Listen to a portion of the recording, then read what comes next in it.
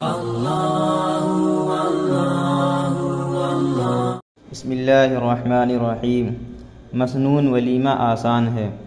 حضرت عبد الرحمن بن عوف رضی اللہ عنہ سے روایت ہے کہ رسول اللہ صلی اللہ علیہ وسلم نے ان کا نکاح ہونے کے بعد فرمایا، اولم ولو بشاتن، کہ تم ولیمہ کرو اگرچہ ایک ہی بکری کے ذریعے سے کیوں نہ ہو۔ صحیح بخاری۔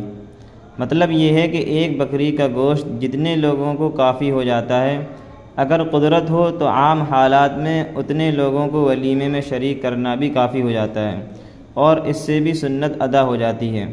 اور یہ بات ظاہر ہے کہ ایک درمیانہ درجے کی بکری کا گوشت بہت زیادہ لوگوں کو کھلانا مشکل ہے، جس سے معلوم ہوا کہ ولیمے میں سارے رشتہ داروں اور جاننے والوں کو شریک کرنا اور دور دراز سے لوگوں کو بلا بلا کر جمع کرنا ضروری نہیں۔ اللہ